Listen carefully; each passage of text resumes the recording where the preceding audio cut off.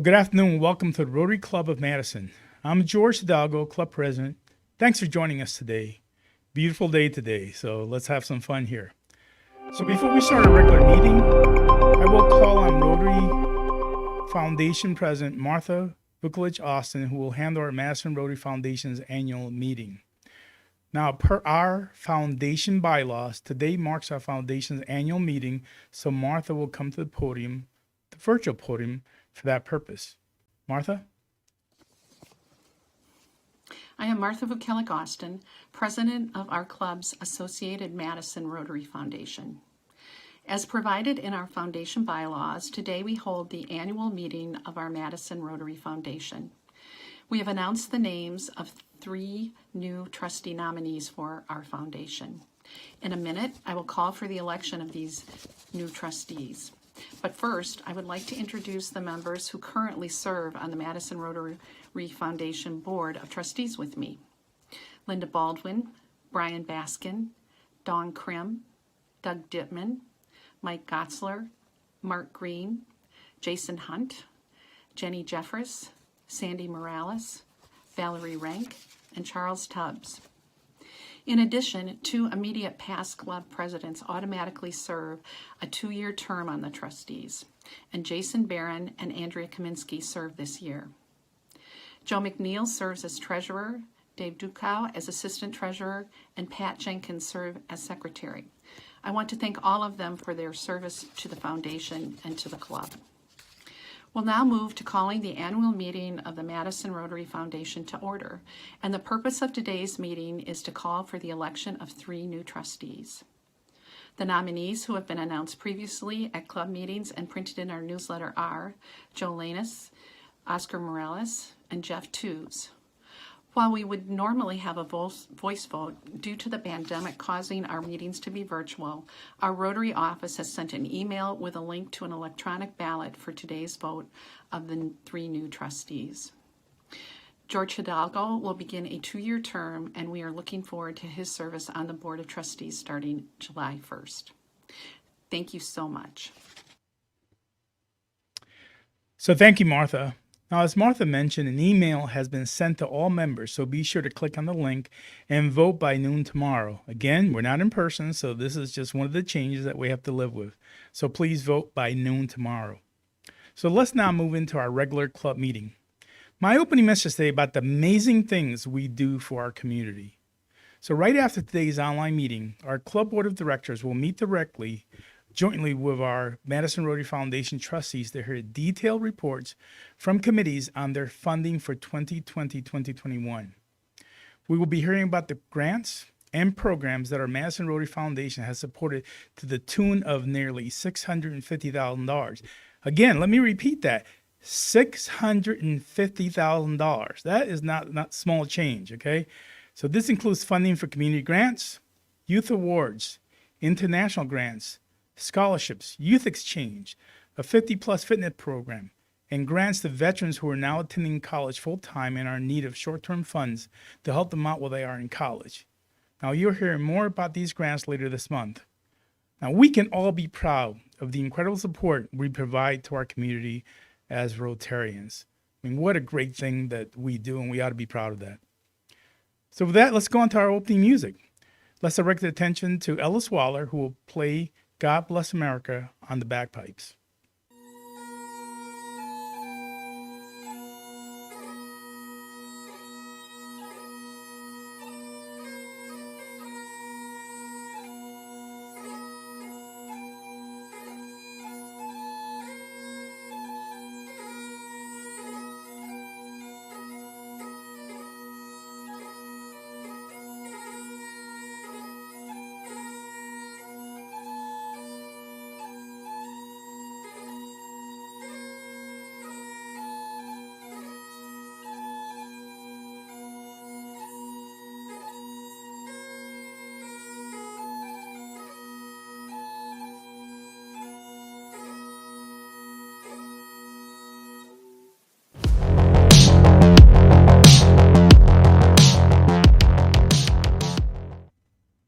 So as club president, I get asked a lot of questions. So last week, someone asked, hey, George, with the new forward Dane plan, when are we going to get back to in-person Rotary luncheons?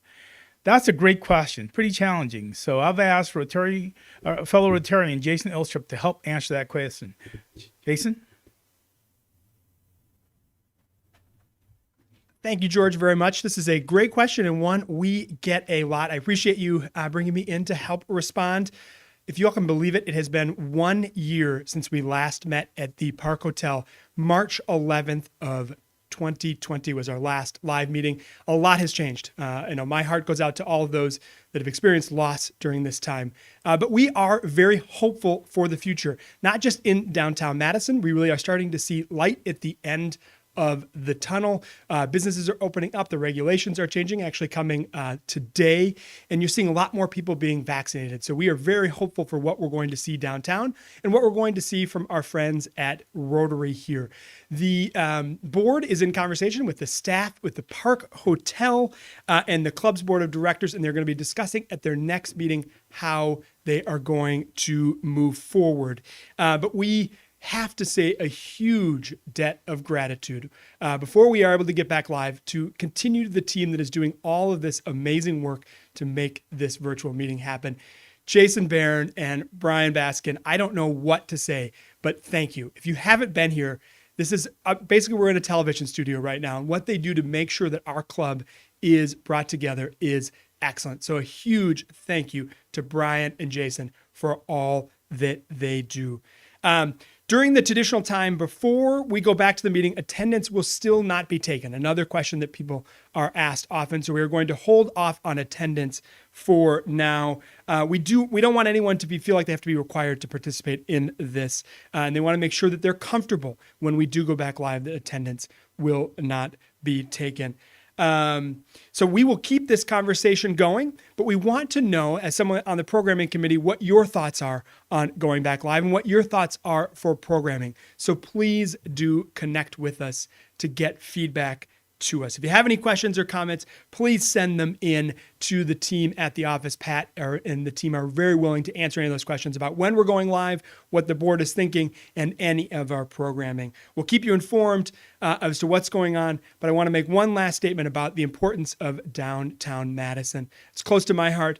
Businesses are suffering there, like the Park Hotel. So if you get a chance, please come downtown, spend your money, order something online and pick it up from downtown. Do whatever you feel comfortable to make sure that you're safe, but support our local businesses downtown. They need your help now more than ever. And if they don't survive now, we will not be able to thrive and really reimagine what downtown Madison can be after the pandemic. So please continue to support downtown. We'll be in touch soon with more information on live meetings, fingers crossed, hopefully somewhat soon.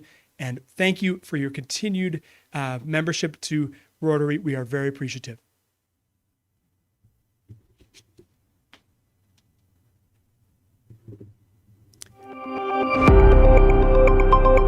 So thank you very much, Jason.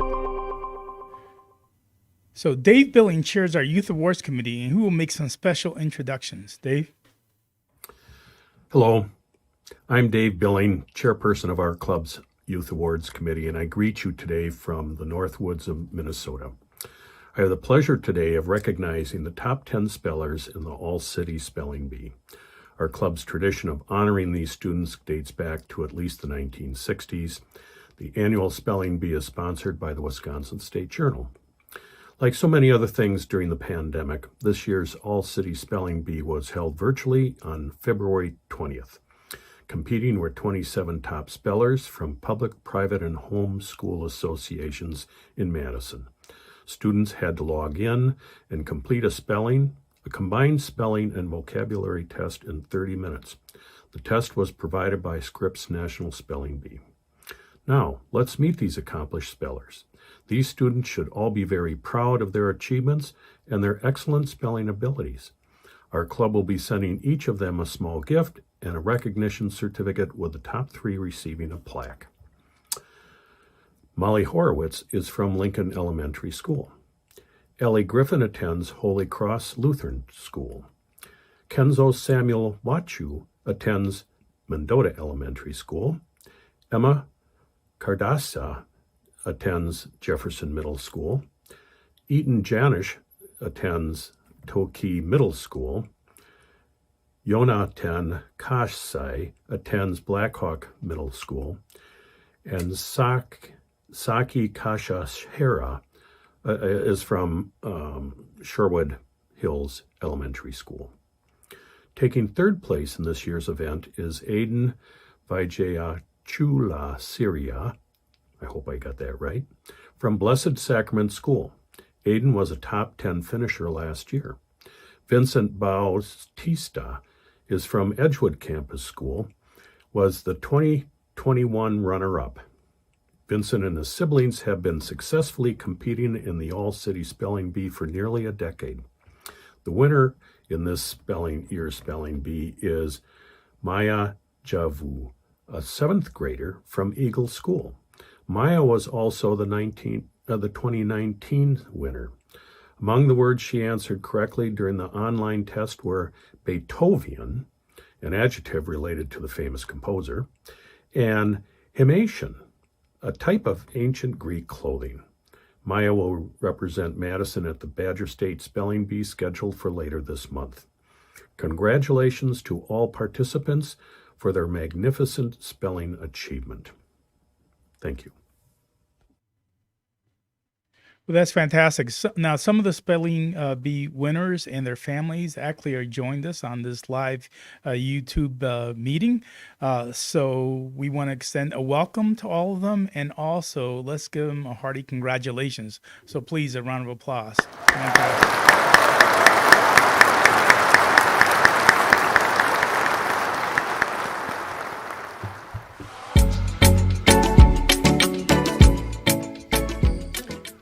Now, we have birthdays celebrated with a bit of humor or wisdom that complements Rotary's mission.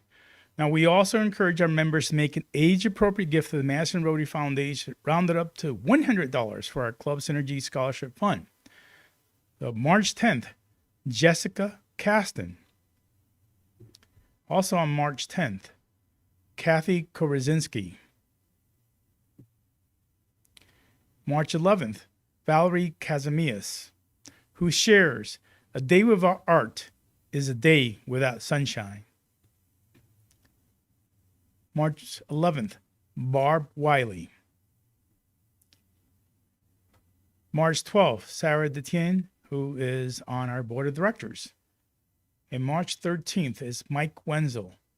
So thanks to our celebrants for their contributions to the Madison Rotary Foundation. Please join me in wishing them a happy birthday. So Elaine Mishler will play Happy Birthday on the pump organ. Elaine?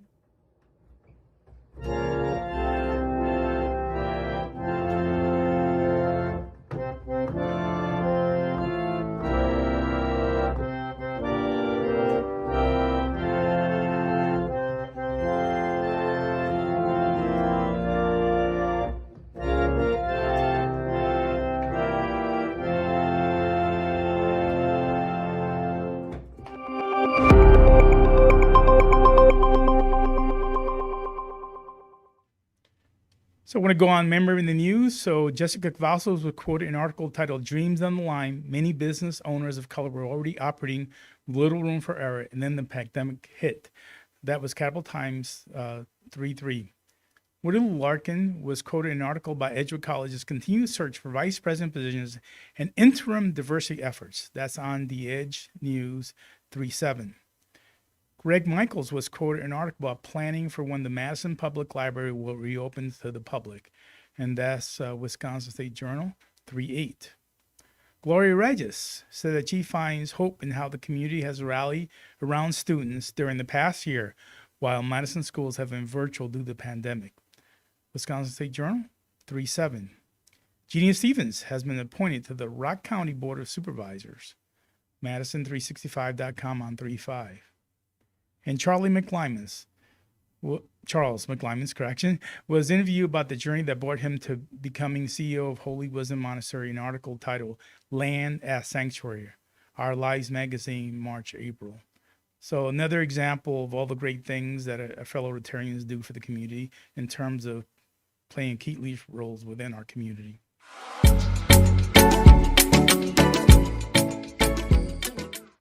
So with that, on to our program. Today's speaker is Professor Jon Pevehouse, who will provide an analysis of the Trump administration's major foreign policy initiatives and how the outcome of this past November's elections will affect American foreign policy going forward in the Biden administration. Now, Professor Pevehouse is the Vilas Distinguished Achievement Professor in Political Science and Public Policy at local school, UW-Madison.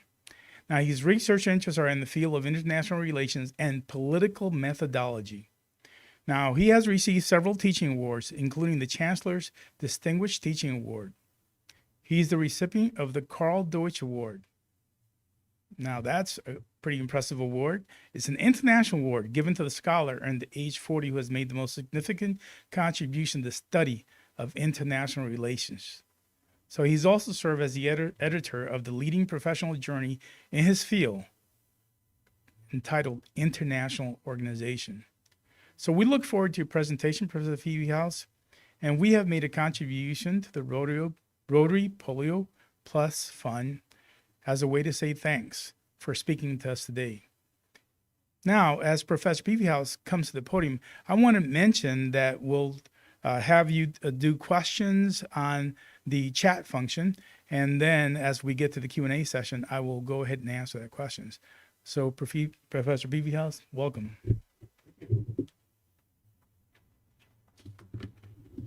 Thank you so much. Thanks for having me. It's 4 years ago, I was here talking about the incoming Trump administration's foreign policy. So it's time for the quadrennial foreign policy review. Let me just say a couple things. So the goal here is I want to talk and leave plenty of time for questions and answers. So please, as they come up as I'm speaking, please put them in the chat, and I'm happy to answer. So I want to give a couple quick overview statements and then talk essentially about basically three issues: China, Iran, and Europe. And so talking about COVID vaccine, the COVID vaccine race is a part of that too. Let me just say a couple things about the incoming Biden administration as opposed to the Trump administration. And you're going to read a lot there's already been a lot written. There's going to be more in the coming months about very specific policy issues, how the U.S. is behaving towards China on a number of different issue areas, whether the Iran nuclear deal is going to get going again, American foreign policy towards Europe, how we're dealing with COVID issues internationally. But let me offer two very sort of overarching observations so far. There's two things that I think are going to be big differences in American foreign policy in the coming 4 years, and I call them staffing and stability. The Trump administration definitely understaffed our diplomatic mission and our diplomatic corps over the last 4 years. One example, there was no Deputy Undersecretary of State for African Affairs. In other words, there was no one at the State Department overseeing African affairs for the first 2 years of the Trump administration. Now, on one hand, these are standard bureaucratic positions, but they make a difference. In other words, they make a significant difference as a signal, like, are we paying attention to this place? Do we care about it? And so the fact that we had a lot of these ambassadorial and upper level State Department holes was a big signal to the world. That signal was consistent with Trump's broader message of America first, that we were going to take care of our own first. And people took that seriously because we weren't staffing diplomats in a lot of these positions. Second of all is stability. Some people saw this as a feature, not a bug, but let's face it, policy could change with a tweet. American foreign policy would shift with a tweet. And I've had the pleasure of talking with a number of people who were former Obama administration and former Trump administration officials. And to a person, they all expressed frustration that they would walk into a meeting, a State Department meeting, a DOD meeting, and represent something. And inevitably, the person on the other side of the table from another country would say, you can tell me what you want, but tomorrow there's going to be a tweet that's going to be the exact opposite of what you're telling me. And so why should I believe you now? Foreign policy by tweet is over. And I think that's a good thing.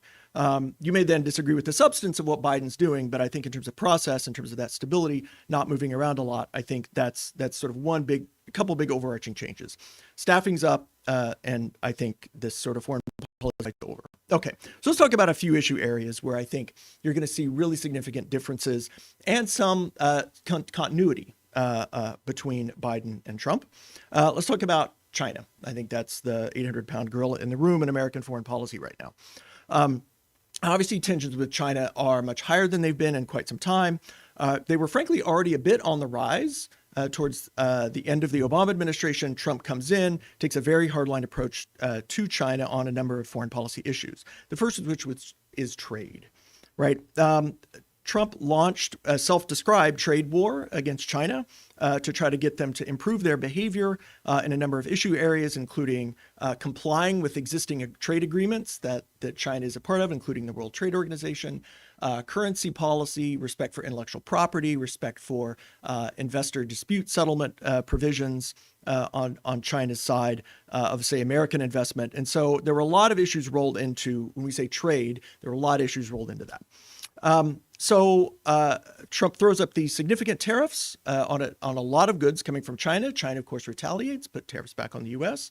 We can talk some in the Q&A, happy to, about sort of what the broader impact of those were or were not. But the bottom line is there were significant goods coverage. That is, a lot of goods coming from China were subject to these tariffs, and a significant number of U.S. goods going abroad to China were affected by these tariffs as well. You can find lots of different analyses of these tariffs, whether they, quote, worked, whether they didn't work. Some of these probably created some direct jobs in sectors like steel, washing machines, heavy manufacturing. We also know that there were a tremendous number of lost jobs from this reciprocation of these tariffs, right? China stops buying U.S. agricultural goods, et cetera. There is one particular sort of what I think is sort of a centrist, almost libertarian think tank in Washington that basically argued that the Trump tax cuts added potentially 1.5% growth to our GDP. The tariffs erased about a third of that, right? And so the bottom line is tariffs in the end turned out to be quite costly. But people say, well, but we got something out of them, which was a new deal with China. And in February of 2020, a new deal started where the U.S. lowered our tariffs on many Chinese goods in response for China agreeing to buy, in what's called the Phase 1 deal, billions of additional goods from U.S. manufacturers, from U.S. farmers, et cetera. Now, an interesting point about this deal. Remember, Trump had come in arguing that every trade deal made before was a terrible deal and that sort of shortchanged American workers. So the question is, how about this deal? Is this deal any better? The short-term answer on the deal, and this gets very much to what Biden is wrestling with right now in terms of global trade. The short-term answer is that in the first full year of the deal, China only purchased 58% of what they had pledged to purchase. Now, they're making lots of excuses. Well, the coronavirus pandemic, the global economy's downturn, so they shouldn't have been expected to buy as much. But the U.S. set the baseline of purchases back to 2017. So it's not, did you buy more than last year? It's, did you buy more than 2017? And the Peterson Institute for International Economics has done a lot of analysis, and they're sort of keeping an interesting tracker of these purchases. But the bottom line is China is not keeping its end of the bargain at all, not even close. Now, so far in 2021, into this annum, it's not clear China will do any better. So far, in the first month of January, they're running not quite as far behind as they were this time last year, but they're still running behind. March 20th, mark that date on your calendar. That'll be the day in which the Chinese Economic Agency releases their import statistics. And so we'll know a lot more about whether they're keeping up with the deal. So what does Biden do? Right, we've got a deal where for now a year and a month, China is not doing what they claim they're doing. This was the centerpiece of the Trump foreign policy, trade foreign policy agenda. Does Biden rip up the deal and say you're not keeping it, raise tariffs again? Does Biden give the deal more time? You can imagine the political incentives here could be strong for Biden to rip up the deal, right, and say, well, the greatest negotiator ever, self-proclaimed greatest negotiator ever, negotiated a deal that is terrible, and it fell through. He can drag Trump through the mud. His advisors at this point are telling him not to do that, to give it more time. Number one, we were in a pandemic, and maybe China can quickly catch up and fulfill that. I would not, if I were a betting person, I would not bet on that, frankly. But the bottom line is going back to the world in which we're in this retaliatory tariff game and this trade war is probably not good at this particular moment for our economy either. Now, 6 months from now, if, as we all hope, the easing of the pandemic leads to increases in economic growth, increases in economic activity, maybe. But the bottom line is that Catherine Tai, who is nominated as the next U.S. U.S. Trade Representative, in her in her testimony in front of the Senate, was very honest. She said, tariffs are a legitimate trade tool. So the idea that Biden's going to go back to where Obama was, abandon tariffs, and just try to sign cooperative agreements is probably not going to happen. The Trump deal is going to continue in the short term. At what point that turns and we start thinking about either renegotiating it or abandoning it, hard to know. Here, and this is going to preview something I'm going to say in a minute, what Biden's main goal is going to be is to try to get help on this China trade deal. This was a deal between the U.S. and China. Yet core to this global trade question, as I'm sure many of you know, are global value chains, right? We no longer live in sort of the 1948 era where there's one manufacturer that makes one thing and then they put it on a ship and it goes, right? You've got global value chains that account for a tremendous amount of trade, intra-firm trade, right? Trade within a firm accounts for the vast majority of international trade. So, and of course, because trade crosses so many borders now before you get a finished product in the store, including some of our European allies, it'd be nice to have them on board. And that was one of the critiques of Trump, was that rather than get the Europeans, for example, the Germans, to help try to corner China, we put tariffs on them too. And so this is Trump's hope. Whether this hope is realized, it's hard to know. But the bottom line is Trump feels like his ace in the hole. Biden feels like his ace in the hole is better relations with Europe, which we'll get to in a minute. But again, just a reminder, when you hear trade deal, trade tariffs, trade agreements, I want us to all, again, sort of think it's not just about tariffs, how much taxes you're putting on goods. It has to do with intellectual property. It has to deal with rules against forced labor that is going on in China. It has to do with labor rights, et cetera. So trade encompasses a lot of issues. Let me move on to one other China issue, which is security, right, in the South China Sea. China has a very active military role right now in the South China Sea, in particular and the East China Sea. There are two island groups in this part of the world, the Spratly Islands and the Paracels. China has claimed most of these as their own. Other countries around them, Vietnam, Taiwan, Brunei, even Indonesia, Japan, have claimed many of these islands as well. So the U.S., of course, denies that China owns all of these islands. They may own some. They don't own others. The International Court of Justice has ruled that they don't own all of these, even though they claim to have historical maps showing that they're theirs, the famous 9-dashed line map. Trump was fairly aggressive on these territorial issues. And by the way, why are these islands, and why do we care about this? About a third of the world's trade passes by these islands in one form or another.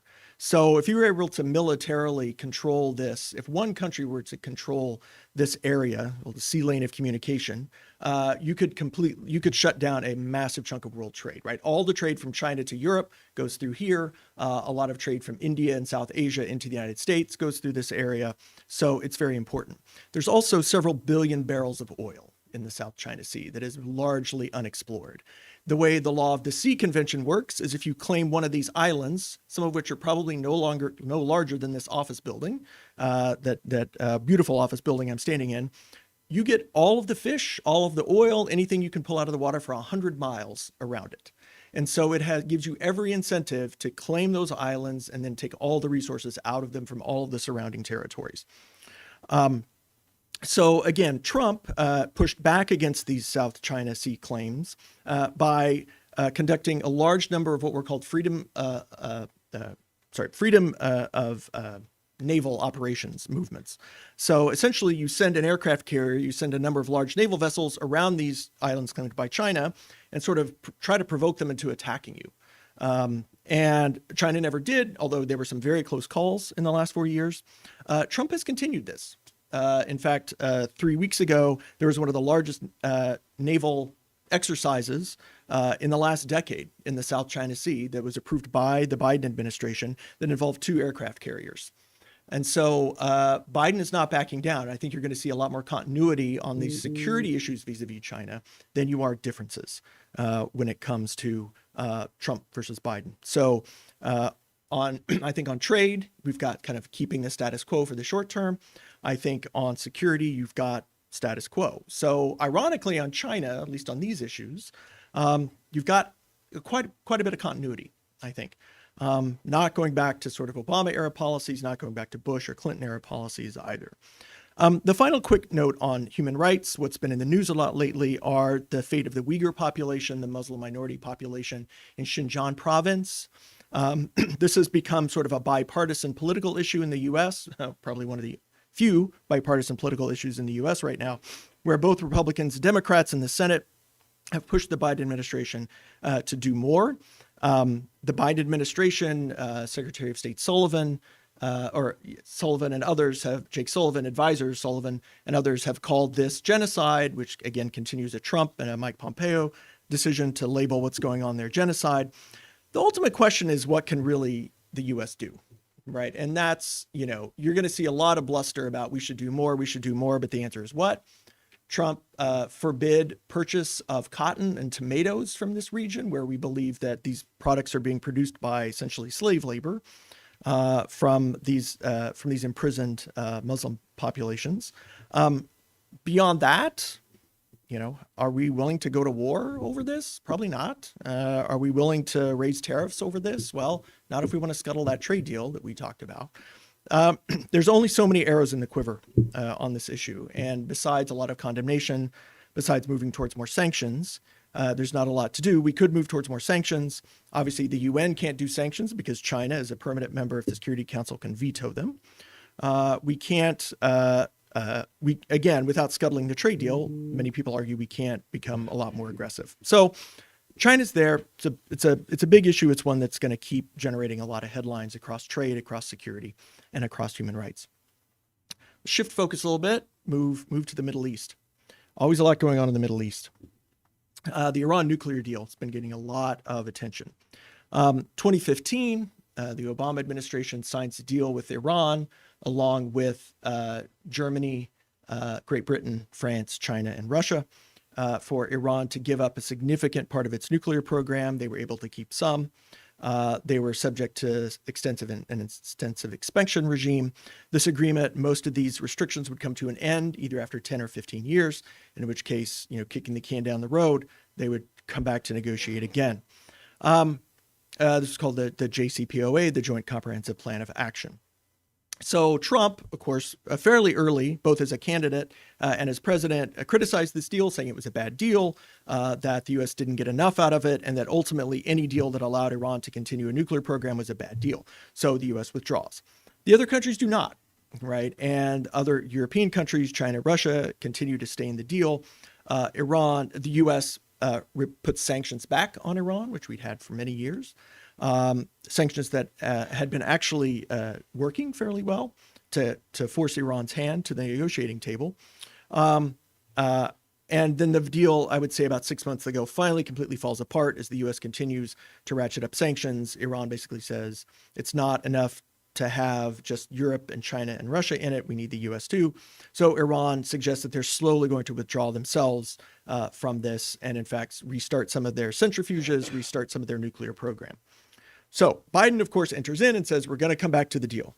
We want to renegotiate the deal. But there's a proviso for Biden, which is that Iran has to go back to where they were, complying completely with the deal, before we will sit down with them again and reduce the sanctions. Iran has said no. Enter 2 weeks ago, U.S. airstrikes in Syria against Iranian militant positions who were running weapons to Syrian forces who had attacked some U.S. contractors in Syria. So I bring this up because this made Iran angry. This actually turns out Iran now says, well, absolutely, we're not going back to the deal. We want a new deal. And it's part of a broader pattern. One of the Trump criticisms of the Iran deal was that it didn't include any kind of provisions about how Iran was going to behave in the region. Right? Iran gives a lot of money to Hezbollah in Lebanon. They give a lot of money to Hamas in the Gaza Strip.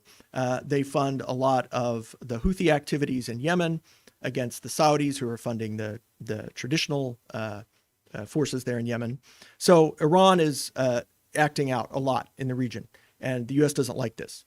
So one of the criticisms of the Iran agreement was, why didn't we also get them to stop doing this? And it's an interesting critique. It's a legitimate critique of this. The problem is the reason the JCPOA happened when it did, the reason Obama went to the table when he did, basically was that China and Russia had approached the Obama administration in 2013 and said, we're tired of Iranian sanctions. We want to get rid of them. We're out.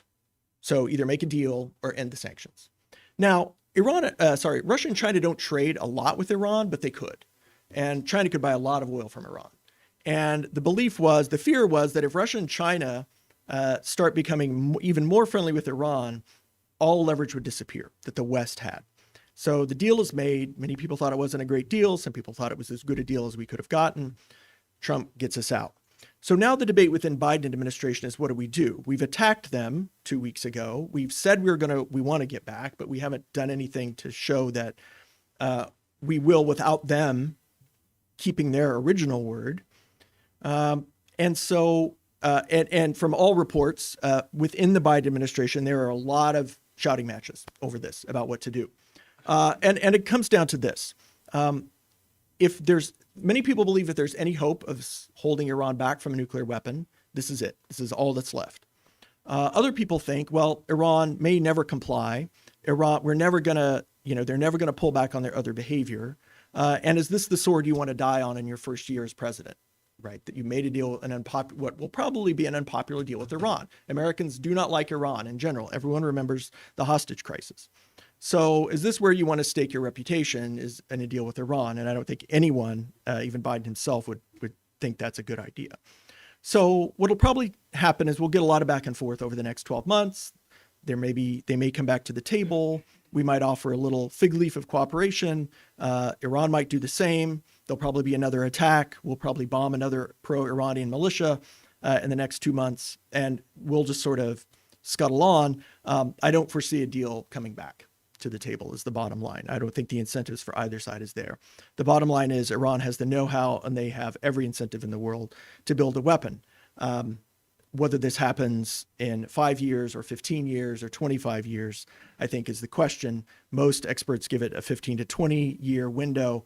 Again, that could lengthen or shorten depending on particular policies. So that's a complicated one. You're going to see lots of rhetorical change. Are you going to see much change on the ground? I kind of doubt it. Okay, quickly to Europe. Here's where we're going to see huge shifts on European policy. Again, Biden wants a united front on China. He wants the US and the EU and the UK to be friends again and good buddies and present a united front against China. However, there's a couple of roadblocks. And let's be clear, the Europeans were not fans of the Trump administration for various reasons. They see Biden as a much more friendly presence in the White House, and they feel like this is someone they can do business with. But there are a couple of issues that are worth mentioning. Number one of Biden's first executive orders was his Buy American provision, right? That now the U.S. government is going to take special provisions to buy American-made goods. Europeans view this as trade protectionism. Again, fairly or unfairly, the WTO does as well, by the way. But most of us just view this as, nationalism or something we should do to help our fellow Americans. So it's a small thing, but Europe was very angry that this was one of the first things that Biden did, and they just saw this as a continuation of some of Trump's America First policies. Whether fairly or unfairly, I personally think unfairly, but so be it. They don't ask me.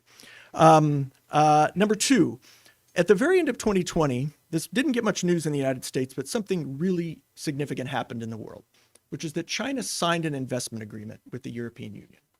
So essentially now there is a set of laws that China has adopted domestically that give preference to European investors over American investors. It provides a separate legal structure for European investors should they have contract disputes in Chinese courts. Americans do not have access to this. The Trump administration was livid that this happened. The Biden administration was livid that this happened. Some of the first statements out of the Biden State Department were that how this was an unfortunate event to happen. Now, this assumes China keeps the deal. China honors the deal. The EU's happy with the deal.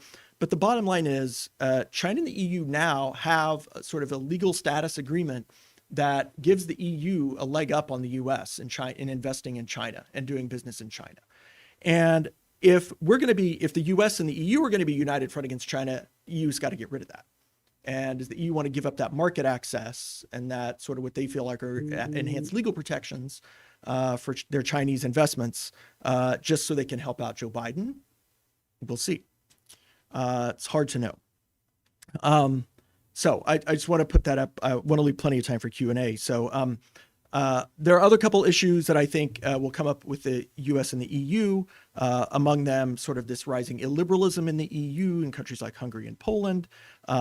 Also, there's some clashes between the U.S. And Europe over Venezuela, how to handle the situation, the ongoing chaos in Venezuela.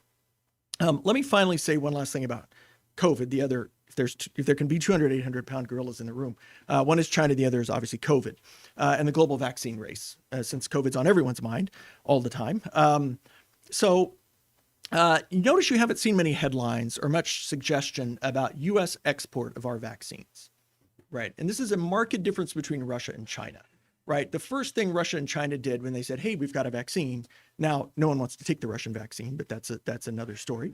The Chinese vaccine, however, the first thing China did was they began exporting it.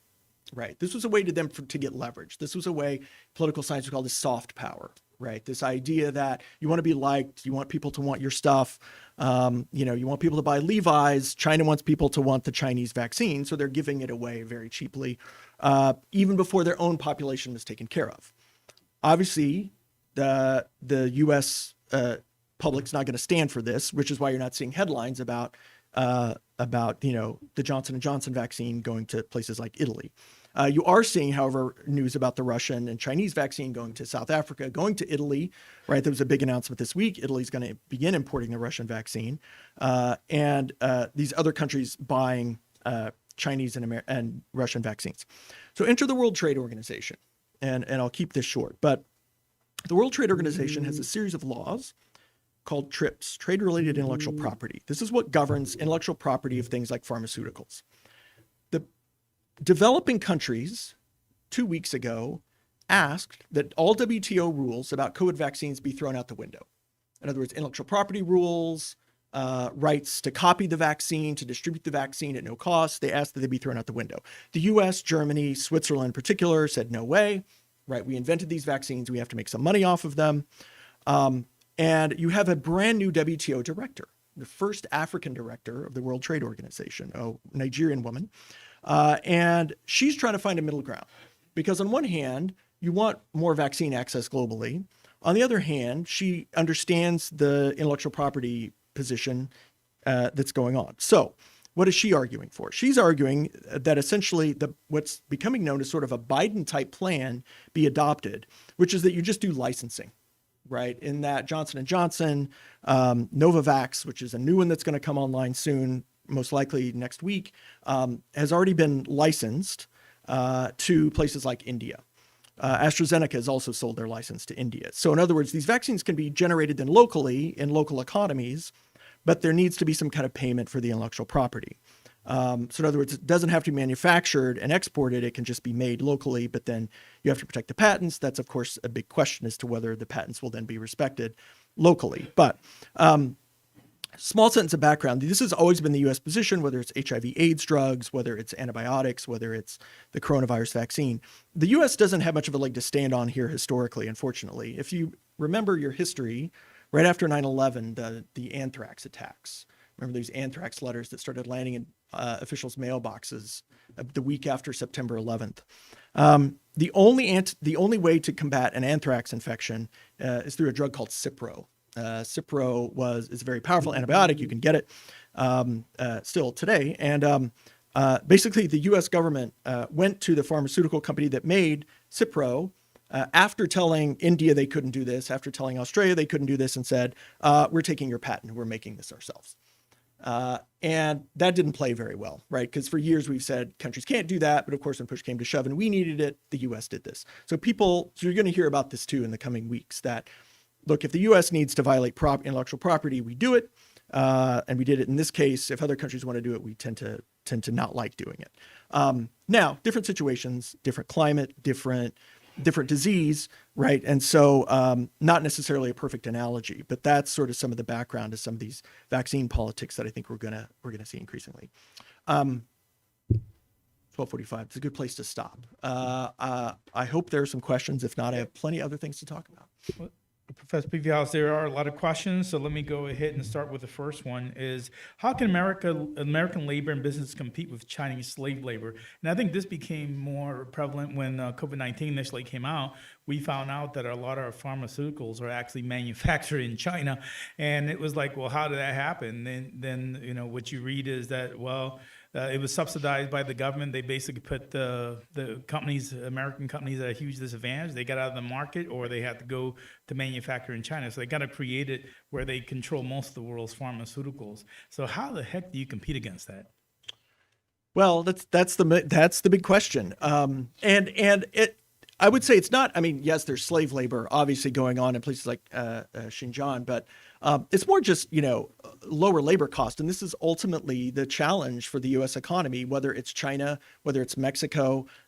Last year, there's statistic came out that American firms pay more in health insurance premiums per worker than Mexico does for just labor. Right. And so you've got overhead issues, you've got and so it's China, it's India, it's all these developing countries.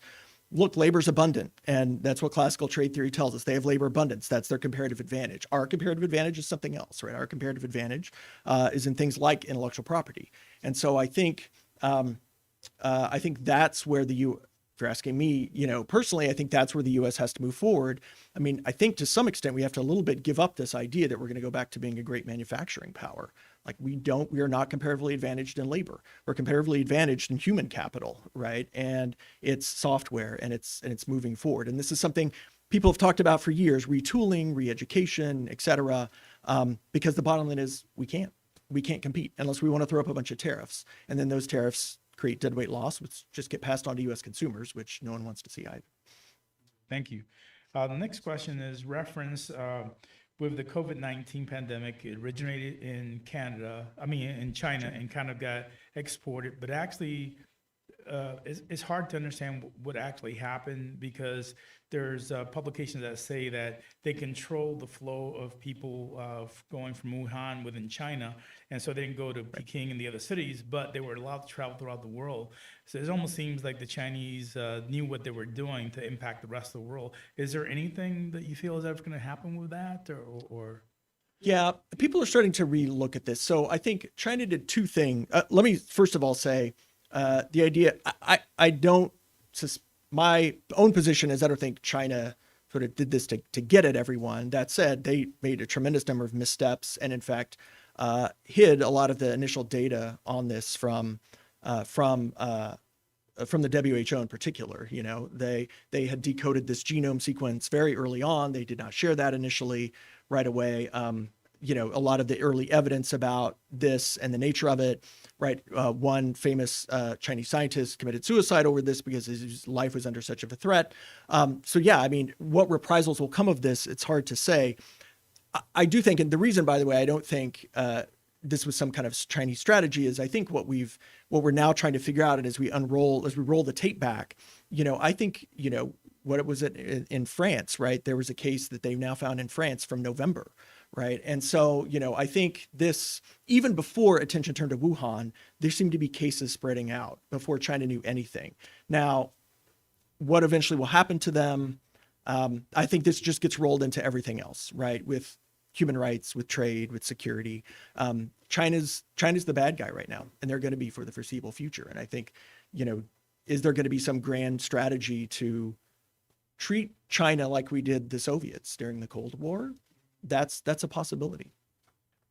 This question from Mark Booty, he's asked about the future of the one China and then the outlook of relations with Taiwan. Obviously, we've been a strong supporter of Taiwan since Chiang Kai-shek and his entire entourage moved there, so to speak. And we've kind of supported that with our Seventh Fleet.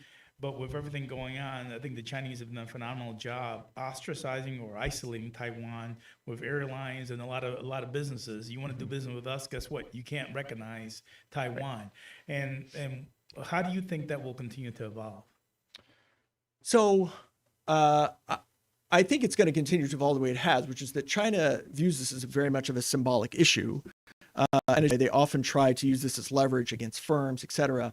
Has it been successful? I mean, Taiwan has one of the largest per capita incomes in that part of the world. It's, a lot of these manufacturing facility, your iPhone is made in a facility in China that's owned by a Taiwanese business person, right? And so, China and Taiwan have this very public struggle. There is more cooperation there than you might expect. Ultimately, I think China knows they can't do anything rash. Every Taiwanese election where there's an independence candidate, they trying to fly some missiles over. We put the 7th Fleet through the Taiwan Straits, like clockwork almost. And so, but it's hard to see what's going to shift. The U.S. clearly is not going to abandon Taiwan. It's an uncomfortable status quo, I guess, to the question's point. Like, it's a very uncomfortable status quo, but I also don't see why it can't continue. I don't think China's going to do anything more rash against Taiwan, because I think ultimately that does threaten them and their interest if they fully move against Taiwan. Taiwan's a significant. It would also require a Chinese Navy that doesn't exist in its current form, that they would need to do anything very strong against them. But so it's an uncomfortable status quo.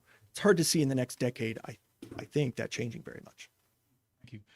What is the disagreement between the EU and the Biden administration about Venezuela? You mentioned that, but could you talk a little bit more about that? Because we're unaware of that. Yeah, there's a little bit of disagreement there. So right, Venezuela, Maduro. Maduro, the president, has sort of kept power.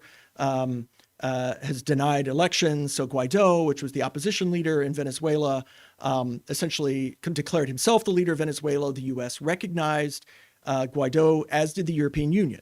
Then, however, there were additional elections in Venezuela where Guaido doesn't run. And Guaido sort of leaves the scene and just essentially moves to the status of being a rebel. The EU was not happy about that. The EU wanted Guaido to run and told him, like, look, even if you think it's a terrible election, even if it's cheating, even if Maduro's cheating, you should run, like, throw your hat in. And prove that he's cheating, right? And so the EU is kind of ticked at Guaido right now. And so there's a subtle statement that came out from them a couple of weeks ago saying, basically, we don't recognize any official opposition in Venezuela, right? The U.S. still recognizes Guaido as like the official opposition leader of Venezuela. The EU no longer does that diplomatically. And so what's going to become of this tension, I don't think too much, but I think it is just sort of I think people thought when Biden came in, the EU and the US were just going to start moving in lockstep and everything. And that's not going to happen. I think that's a pie in the sky vision. Eventually what happens in Venezuela, I don't have a good read on, but Maduro seems again to be sort of pretty much entrenched there, at least I would say for the next 6 months to year. Okay. Next question is reference.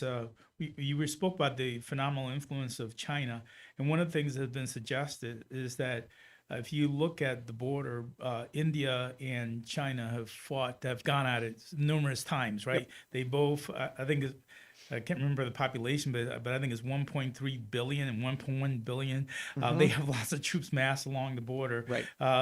And it should make sense for us to counterbalance China by really allying ourselves with India. Do you see any movement in that direction? Absolutely, yes. And in fact, this week there was a very high-level summit between the United States, India, Japan, and Australia. I hate the name. The Biden administration is going full court press on this. They're calling it the Quad. This is going to be the new thing in Asia, the Quad. We're going to have the Quad now. We have BRICS and we have the Quad. But the Quad is US, Japan, Australia, and India. And that is part of this strategy, is to get India on board as a much more. This is also, by the way, why the Biden administration is trying at the WTO to not play a hardline strategy on vaccines. Because as you mentioned, right, yes, a lot of our medicine is manufactured in China. Actually, most of it's manufactured in India. What's not in China is in India. And they have a massive pharmaceutical production capacity there. And so I think the Biden administration's not adopting the hardest line strategy in the WTO is part an olive branch to India on some of these issues. So yeah, absolutely. And interestingly, on the China-India border thing, the Aksai Chin is this sort of mountainous region. There was a battle there, actually. Was it a year ago? It was almost a year ago. There was a big battle there. China finally admitted this week that they lost troops for the first time. It was like they basically admitted, they said they had won and didn't lose any troops, and now they admitted that they lost some troops. But it's kind of interesting. Next question is, will the U.S. restore the Obama policy of relative reconciliation with Cuba? That's a good question. I would not be surprised if that happens. There were some hiccups in that policy. We had these, State Department officials getting sick. Many believe they were poisoned while they were in Havana. I don't think that's high on the list, but it would not surprise me for that to start to happen quietly, a year from now. Good, thank you.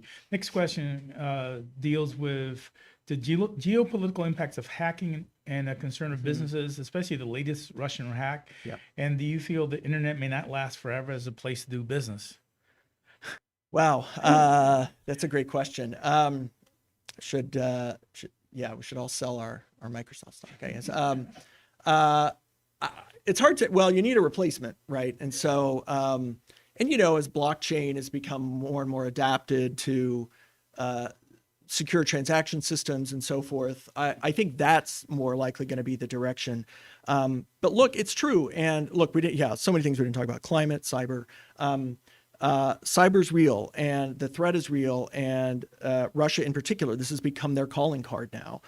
China's doing it too, Iran's doing it, North Korea's doing it, right? And there are a lot of actors who are heavily involved in trying to take advantage of U.S. firms. I mean, look, the number of hacking attempts against the pharmaceutical firms developing the coronavirus vaccines has just been astronomical. And we've sourced a lot of these from China, from Russia, other places, other developing countries. Pakistan as well is a huge source of these. And so the question is, is there any sort of broader strategy to take against this from a foreign policy perspective? Is there any sort of broader tool you can have to try to stop these hacking efforts? Are there ways to create a new internet infrastructure, a new backbone, which we only kind of have what we have now, to where you can fundamentally shut things down? I mean, don't forget, like a lot of developing countries have sort of literally a physical restraint on their internet services, such that there is sort of one set of usually undersea cables going in. In the middle of coups, leaders will turn this off, right? China will turn it down at least occasionally. So the question is, does the U.S. start to need to adapt strategies like this? Like, can we shut Russia off from the rest of the internet for a day, right, to punish them? What does that mean? Like, how mad are they about that? Is that feasible? Is that possible? And what kind of punishment could we mete out and create a deterrent to that as well? Last question here. Do you think the U.S. is likely to do more to have access to healthcare strategic supplies such as pharma intermediate product and PPE, which we saw was a huge issue? Yes, absolutely. And I think this will be something, if it's, I haven't seen it, I'm sure it is on important to the Biden administration that, right. And yes, this is going to fall under sort of one of these national security exceptions where we'll either increase protectionism on this or somehow try to protect new infant industries on this and the creation of these types of materials, that we will try to do more to sort of protect those, just like we do, this is long the story of agriculture, right? We don't want to rely too much on food from other countries for security reasons. We should be thinking the same way about healthcare supplies these days. And this is, data point number one on that. Yeah. Well, I mean, there's a lot of questions and it's very enlightening with what's going on in our country. So thank you very much for informing us. Great presentation, Professor Pevehouse.